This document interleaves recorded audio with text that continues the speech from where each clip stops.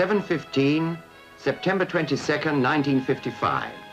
We add another sentence to the long history of London.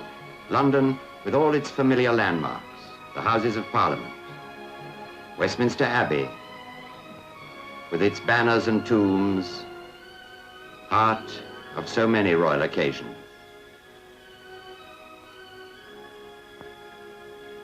The Tower, with its dungeons and jewels, the battle-scarred Temple, the quiet of Lincoln's Inn, the broad reaches of the parks, the palace of our Queen, the teeming bridges, the arches, terraces, and statues.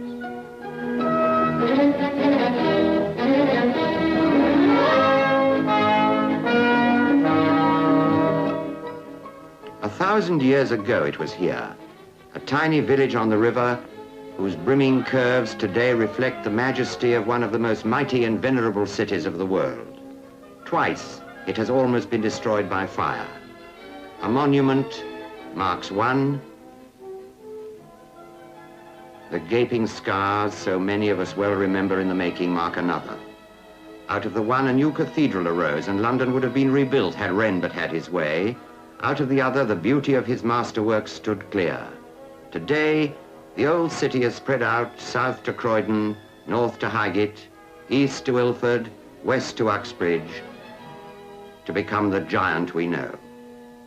100 books would not contain its history. 1,000 more, the work of poets, painters, statesmen, and musicians who have walked its streets and made their masterpieces here. From an observatory on Greenwich Hill springs time itself. The longitude of the whole world roots from this spot.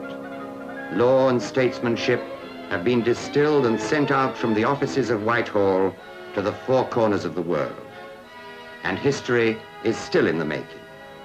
In 1896, an Italian called Marconi sent an impulse out into the ether which was picked up a mile or so away.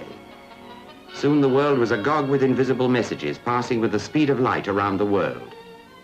In 1936, another strange and new antennae rose from a crumbling amusement hall called Alexandra Palace.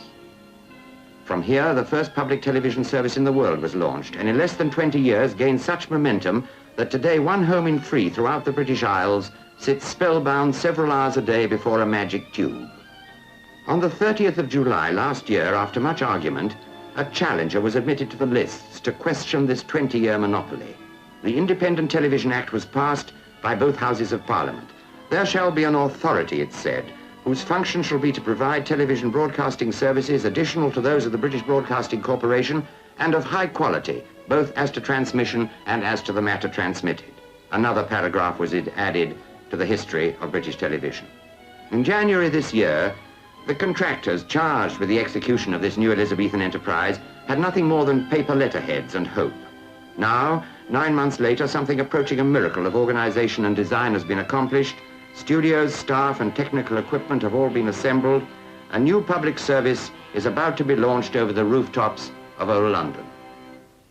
It is our desire and hope in these last dwindling minutes before we pass into the exacting domain of public life, that in the years to come, we may preserve one of the proudest boasts of England, the rights of free speech, fair play, our own particular brand of decency and tolerance, our own particular brand of humor and common sense. 0 hour is on us. Here, high above the heart of old London, we salute you. Ready the OB vans at Guildhall? Ready the vision mixers, sound mixers, cameramen, directors? Ready all those who have made this possible? Ready our friends, you citizens of London? Wish us Godspeed. Over to Guildhall. Good luck all. Here we go. Take it, Master Control.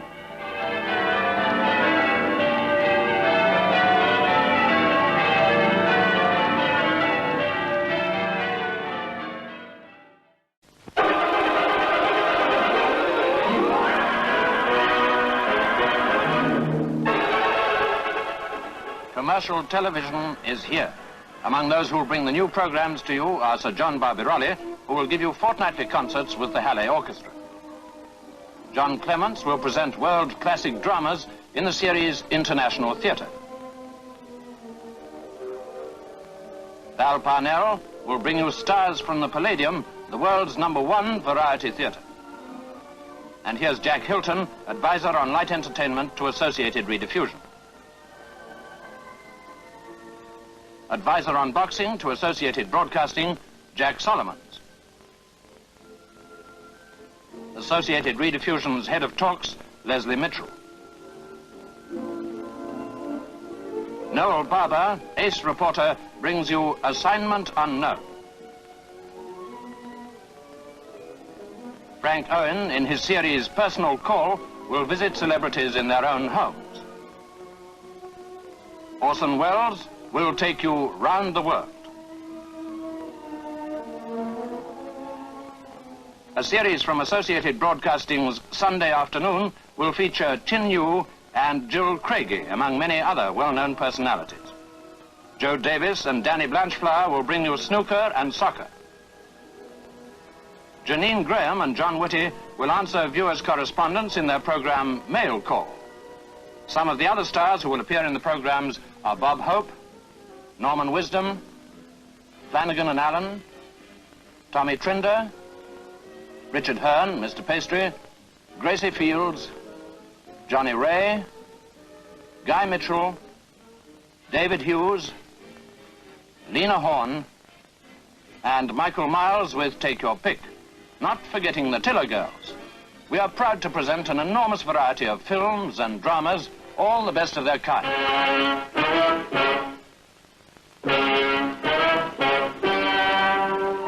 Ladies and gentlemen, the story you are about to see is true. The names have been changed to protect the innocent.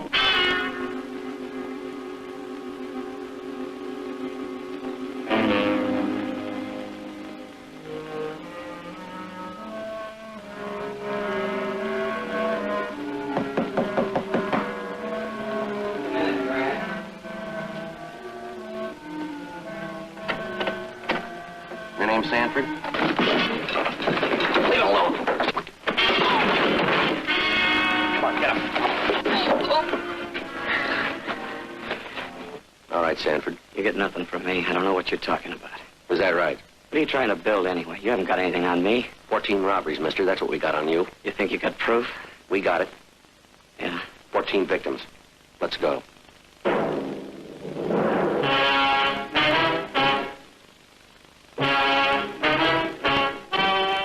Armour and Michaela Dennis are in Africa now, making for us a new series of animal films. In Morning Magazine, Dione Lucas prepares something to make your mouth water.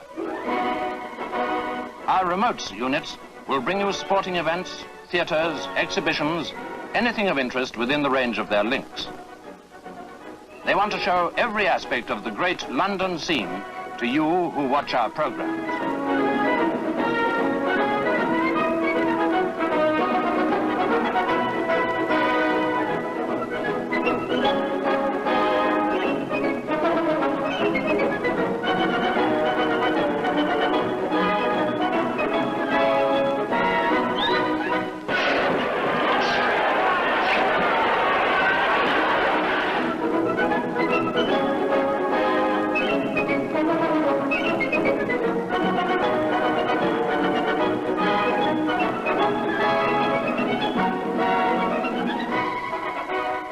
Yes, commercial television is here.